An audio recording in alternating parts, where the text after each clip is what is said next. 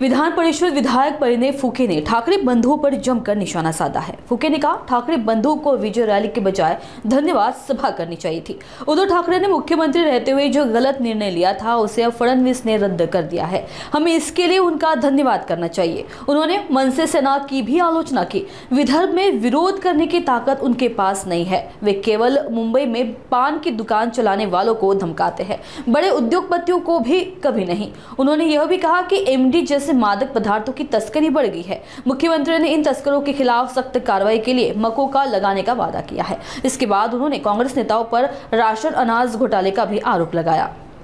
नाही, नागपूर शहरातच नाही, मुंबई, पुणे, नाशिक या मोठ्या शहरांमध्येच नाही तर भंडारा, गोंदिया, चंद्रपूर, वर्धा सारख्या छोट्या छोट्या ग्रामीण भागांमध्येही हा ड्रग्सचा एमडीचा प्रमाण फार मोठ्या प्रमाणात वाढलेला आहे।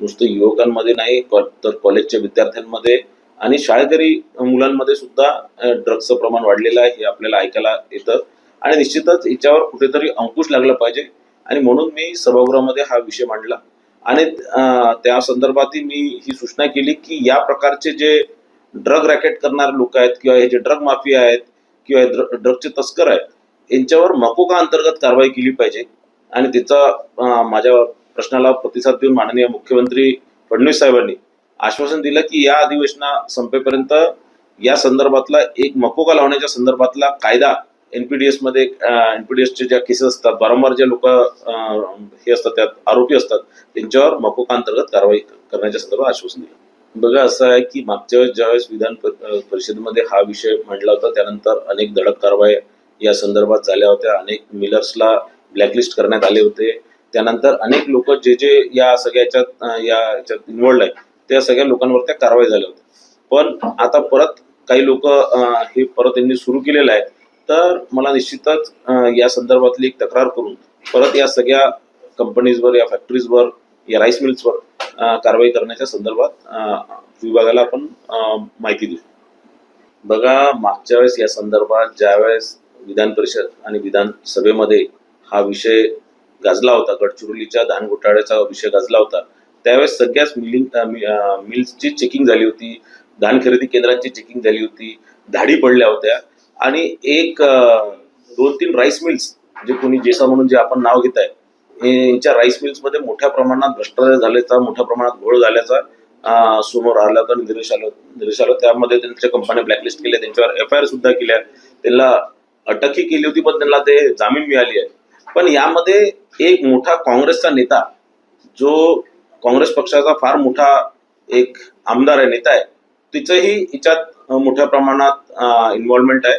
या जेसाचे ज्यावेळेस तुम्ही मोबाईल फोनचं जर रेकॉर्डिंग काढलं किंवा मोबाईल जर तुम्ही याचं जर चेक केलं पोलीस विभागाने तर निश्चितच एक काँग्रेसचा फार मोठा नेता याच्यात तिचंही सहकार्य किंवा इन्व्हॉल्वमेंट तुम्हाला सापडणार।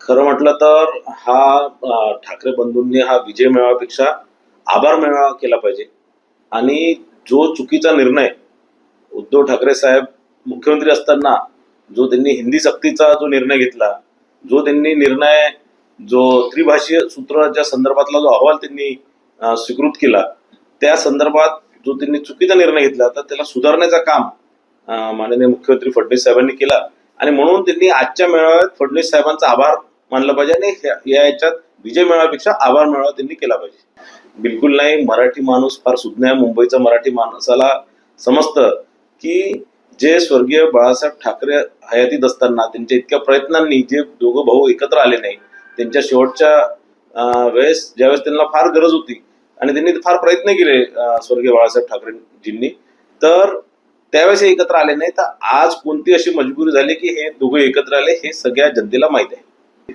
बघा जनतेला हे माहिती आहे, महाराष्ट्राच्या जनतेने ज्या प्रकारे यांच्या दोन्ही पक्षांना रस्ता दाखवला, ज्या प्रकारे यांचा पूर्ण सुपडा साफ केला, तर कुठेतरी ज्यावेळेस यांचा सुपडा साफ होतो त्यावेळेस यांना मराठी विषय आठवतो आणि मी तुम्हाला एक सांगतो की ज्या प्रकारे हे दोघं आज एकत्र येऊन ज्या प्रकारे यांचे पक्ष वागून राहिले, ज्या प्रकारे हे लोकांना मारहाण करून राहिले, हे निश्चितच लोक बघतात आहे, मराठी माणूस बघतोय आणि याला कधीच मराठी माणूस समर्थन करणार नाही। बघा त्यांची काही ताकद विदर्भात तर नाही आहे, विदर्भात काही असे आंदोलन करण्याची ताकद नाही आहे। मुंबईमध्ये व्यापारी म्हणजे जे बिचारे पान टपरीवाले आहे, ठेलेवाले आहे, यांच्यावर जोर दाखवतात। काल एका याच्यात फार चांगला त्यांनी म्हटलं की बाबा तुम्हाला जर जोर दाखवायचा आहे, तुम्हाला जर खरंच मराठी सक्ती करायची आहे, तर बॉलिवूड मुंबईत कसं आहे, मग बॉलिवूड का नाही काढत आहे मुंबईतनं? किंवा हे जे जोर दाखवतात, अनेक हिंदी भाषिक मोठे मोठे उद्योगपती मुंबईत राहतात, मग त्यांच्यावर काय सक्ती करत नाही की तुम्ही मराठीच बोलले पाहिजे? ठेल्यावाल्यावर, रस्त्यावर फेरीवाल्यांवर जोर दाखवून ही कोणती मर्दानगी आहे? आणि मराठी माणूस जर हे खरं मराठी माणूस असले असते तर असं नामर्दपणा यांनी केला नसता. 5-5 लोक, मी तो व्हिडिओ बघितला, मी न्यूज चॅनलमध्ये तो व्हिडिओ बघितला, 5 लोक मिळून एकाला मारत आहे. यांच्यात जर खरा दम असणार तर एक माणूस जाऊन 5 लोकांच्या वस्त्यामध्ये जाऊन यांनी हिंदी सक्ती म्हणजे मराठी सक्ती केली पाहिजे ना. आणि अनेक मोठे मोठे उद्योगपती मुंबईत राहतात, अदानी अंबानी मुंबईत राहतात, मग त्यांच्याकडे जाऊन यांची हिंमत असणार तर त्यांच्याकडे जाऊन यांनी म्हटलं पाहिजे की तुम्ही हिंदी नका बोलू, ही भाषा नका बोलू, तुम्ही मराठी बोला म्हणून. त्याच्यात हिंमत नाही, त्यात आपले तुकडे फेकले की चालले आपले शेपूट हलवत. तर मला असं वाटतं चुकीचं आहे, यांनी कुठेतरी हे बंद केलं पाहिजे. निश्चितच या प्रकारच्या वागणुकीमुळे एक व्यापाऱ्यांमध्ये, उद्योगपत्यांमध्ये भीतीचं वातावरण निर्माण होतं आणि याचा परिणाम महाराष्ट्राला निश्चितच होणार. आणि ज्या प्रमाणात, मोठ्या प्रमाणात उद्योगधंदे इथे येत आहे, आज निश्चितच माननीय फडणवीस साहेबांच्या नेतृत्वात महाराष्ट्रामध्ये सरकार आहे, त्यांचा आधार सगळ्यांना आहे आणि म्हणून इतक्या मोठ्या प्रमाणात सगळ्या उद्योगपत्यांना आधार आहे, जनतेला आधार आहे. आणि ज्या प्रकारे गृह विभाग ते सामावून राहिले, ते एक लॉ अँड ऑर्डर सिच्युएशनच्या संदर्भात सगळ्यात सेफ राज्य हे महाराष्ट्राला बघितलं जातं. आणि म्हणून इतक्या मोठ्या प्रमाणात उद्योगपती इथे येत असतात. तर कुठेतरी या प्रकारच्या काही घटना झाल्या तर निश्चितच एक भावना खराब होते आणि त्यामध्ये जो इन्व्हेस्टमेंट जी महाराष्ट्रामध्ये त्याला कुठेतरी रोख होते. नाही बघा सर, ही त्या वास्तविक स्थिती आहे की सगळ्यांनाच माहित आहे की उद्धव ठाकरेजींच्या राजकीय महत्वाकांक्षेमुळेच कुठेतरी त्यावेळेस राज ठाकरेजींना फार डावललं गेलं होतं. राजकीय क्षेत्रात त्यांना फार रोखण्याचा प्रयत्न केला होता आणि म्हणून नाराज होऊन त्यांनी शिवसेना सोडली होती आणि स्वतःचा पक्ष तयार केला होता.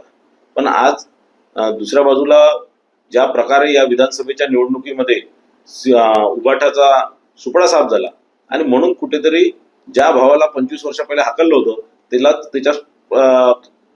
त्याच्याकडे हात जोडण्याची वेळ आलेली आहे.